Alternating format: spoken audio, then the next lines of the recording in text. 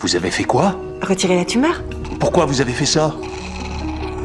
J'avais les meilleures intentions. C'est un résultat que je n'avais pas envisagé. Je suis désolé, j'ai commis une erreur. On va vous attaquer. Elle n'a que 27 ans. Vous avez gâché sa vie. La patiente Laurie s'est soudainement évanouie pendant un entretien d'embauche. Quand elle s'est réveillée, elle était à l'hôpital. À ce moment-là, elle était encore très optimiste. Elle décrivait au médecin la scène ridicule de son évanouissement. C'est alors que le docteur Derek est venu lui annoncer les résultats. Il a découvert un kyste arachnoïdien dans son cerveau. C'était la cause principale de son évanouissement. Mais ils ont aussi trouvé par hasard un méningiome. C'est bénin, donc on va la laisser. Si jamais elle cause des problèmes, ça s'enlève facilement. Le docteur Gray pourrait le faire. Oh, génial. Mais le kyste est situé dans le lobe temporal, ce qui provoque les convulsions et les vertiges. On va s'occuper de ça.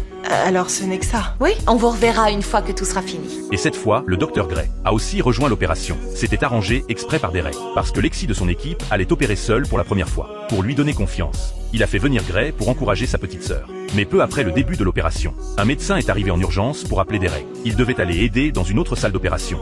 Derek a dû donner à Lexi les instructions détaillées. Puis il a demandé à Gray de simplement observer. Et il est parti précipitamment. Lexi a suivi le plan opératoire et a réussi à drainer le kyste cérébral. Soudain, il y a eu un léger saignement dans le cerveau de Laurie. Gray lui a dit de ne pas paniquer. Lexi a rapidement arrêté l'hémorragie. Regarde, ça c'est sa tumeur. Quoi?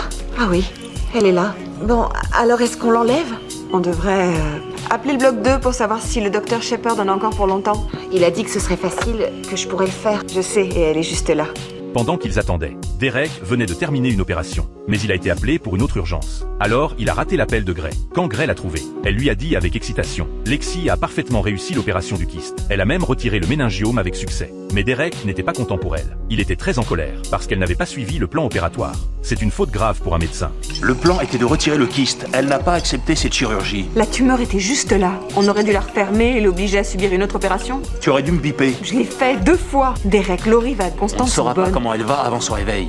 Quand Laurie s'est réveillée, Derek a vérifié son état post-opératoire. L'examen neurologique montrait de bonnes réactions. Juste au moment où ils étaient soulagés, la vérité les a frappés durement.